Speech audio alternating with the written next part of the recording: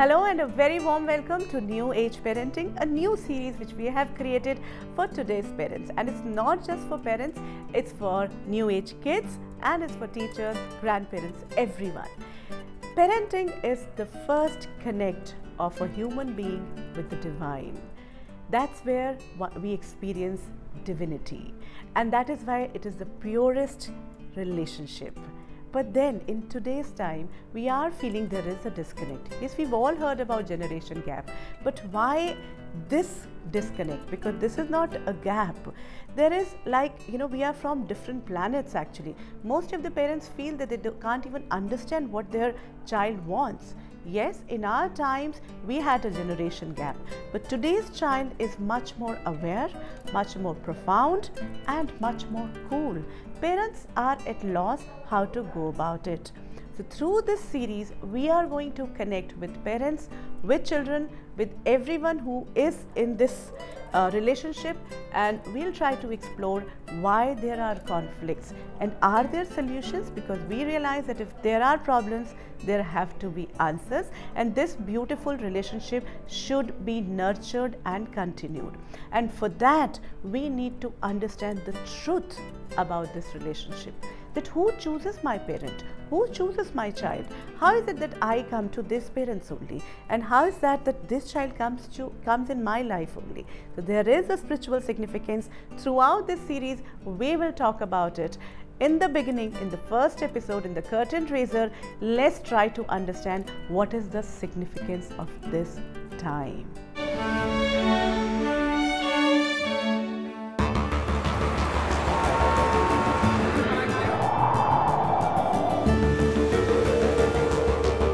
Time is cyclic,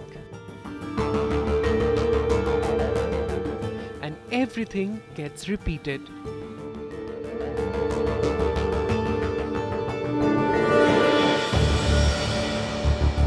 Everything in nature is in a cycle of day and night, season cycle. Fashion and lifestyle trends are also cyclic. Movements in the universe are cyclic. Hence, the cycle of world drama.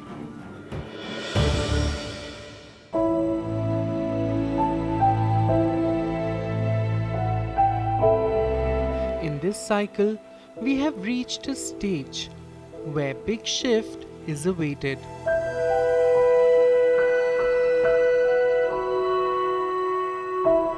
The new age, paradise, golden era is around the corner.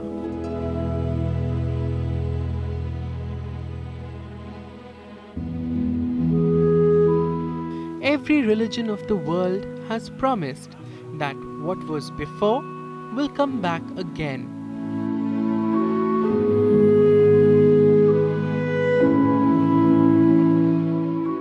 It's the role of God, Allah, Almighty, the Supreme Power, to create the new world. But how will God create the new world?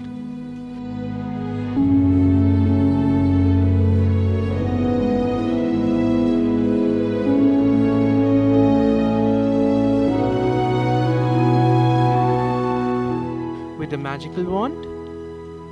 He, the Supreme, gave us the humans the power to co-create, and made us His tools for creation.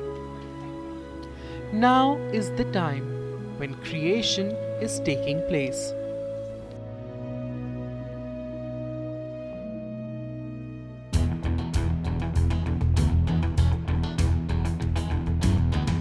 These new age children are His workers, who are co-creating in sync with Him. There is a need to understand this new breed of children who are demanding, sure of themselves, profound, wise, and are in a hurry. These are the awakened, aware souls who have come back at this stage of world drama to fasten the pace of creation. Hence, most parents feel a divine feel when they connect with their little ones. If we as parents can understand their role, it will be easier for us to allow them to be and help them create the new world.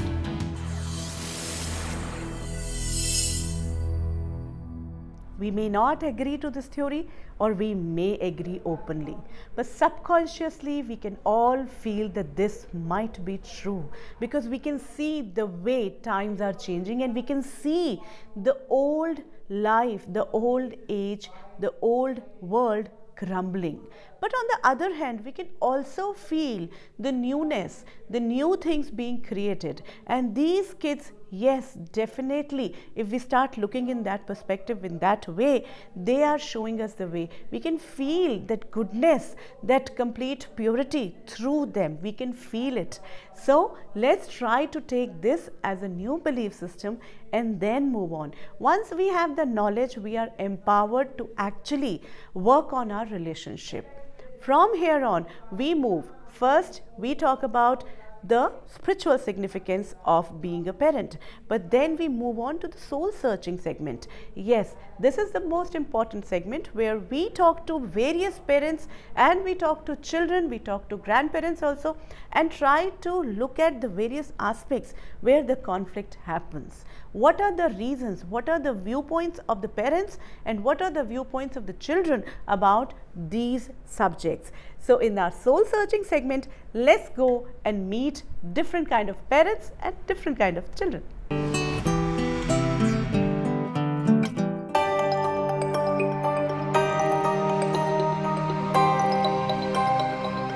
In these times, bringing up a child is not a child's play. If it's tough to give birth to a child, it's even tougher to bring them up. Saisha, my 2-month-old child, is the angel of my life.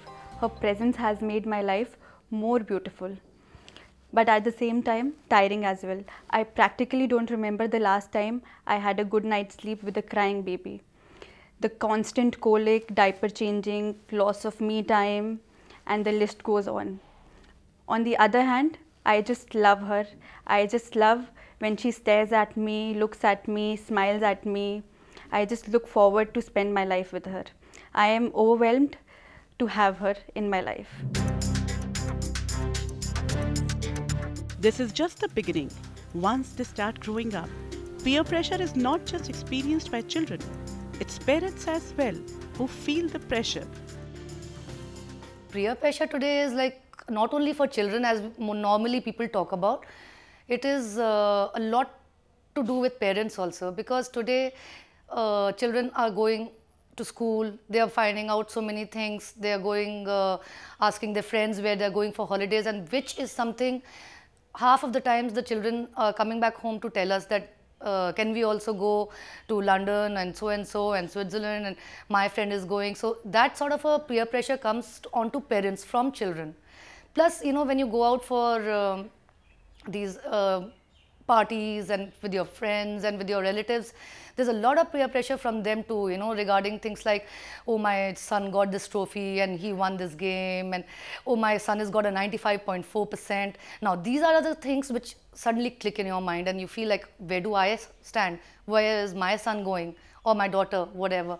So this sort of a peer pressure, for that moment, you have to counsel yourself later, but for that moment, you are really in a fix like, my God, my son needs to achieve, and then we start treating our children like trophies. So this is what I feel like really is making a lot of confusion in our lives, in our children's lives, and I think we need to rectify that, because it's really not good for our children and for us too. They cannot live without each other, and they cannot live with each other. This is a statement given by most parents of growing up children. Is it that this rivalry remain only till childhood, or seeds of lifelong jealousy and rivalry get sown during this time? Sibling rivalry is very common, and when there are two children in the house, in the family, I think every child has to pass through it.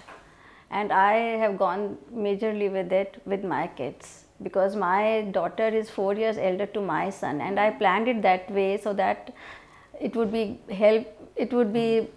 like my daughter would be a little independent and would be able to take care of herself when the second child is born. But she could not take our love being shared with the second child, and though she used to love the child herself, but she could not bear our love being shared by the second child, and she did not take it very nicely, and rather she would behave aggressively. At that time I was not mature enough myself to, and I did not handle it very sensitively, and I used to be very strict and stern with her, and it strained our relationship. Though now when I think of the past, I feel I get filled with guilt and compassion. I have an elder sister. She is 2 years elder than me. She fights a lot and she is very rude. We fight on things like AC remote and TV remote. She pulls my hair and I also pull her hair. She tells mummy, but mummy scolds her, and I win, but whatever, I still love my sister. Have you ever felt threatened? Imagine your child feeling threatened all day in school and college. Bullying is not a hype created by overprotected parents, but a stark reality which, if not tackled at the right time, leads to lifelong hurts and problems. I want to talk about social bullying, particularly bullying which happens on social networking sites. You all know what I mean, and I can say that there are specific circumstances which have happened, and they have been very, very unfortunate. There is a case with my friend's son who is no longer there. He faced bullying on the social networking sites. It was sparked off by a very, very tiny incident, but it happened that the peer pressure and the bullying came from his own section or his own class. Now things were provoked to such an instance that he could no longer take it and he died, which was very, very unfortunate. Now the simple thing of him having to confide in his teachers or his parents, would have stopped this crime, I would say crime, from being happening. I never experienced bullying before, but one of my friends has. She by mistake stepped on a senior's foot and said sorry, but the senior was not convinced. When the school ended, the senior pushed her down the stairs and she had to get stitches. So it's a very big deal, and I think seniors should remember that they were juniors first and they should treat them as well. Are parents really aware of what's happening in their child's life? Or is there a major disconnect? Are the channels of communication open? Or is there always a formality? This is something we all need to know, because unless or until we know the reality, we will not be able to change it. Like every other thing, there are different perspectives to why there is a communication gap that begins between a parent and a child, usually around the mid-teens. On a personal level, for me, it was the fear factor. My parents were scared for my safety, for my security. They, somewhere in the process, lost track of the equilibrium, of the level of protectiveness they should have, where to restrain and where to give in, where to let go rather. As for me, I must add that I was somebody who was very independent, very risk-taking, adventurous, tomboyish, fearless. So it was evident from their perspective to be more protective than what parents generally would be with children of that age group. As a result of which, because there was a sort of suffocation that began with me, in me, and also around me for that matter, I became more rebellious, more experimental. I wanted to take experiences, make mistakes, fall, and then get up. And this, in my life, was the major cause of the lack of wavelength, the reason for friction that began between my parents and I. In today's world, I believe that career conflict does exist. In my own family, my sister wanted to join engineering, but her mother forced her to go for medical line. She was really good in physics, but currently she's been failing in bio. I would request parents to be more sensitive and open towards the children to choose their career, because at the end of the day, the students have to live with their own careers rather than parents. You know, when we are talking about our children, when we are talking about a different way of parenting, we don't even know how the time flies. But time for a short break. We'll be back soon.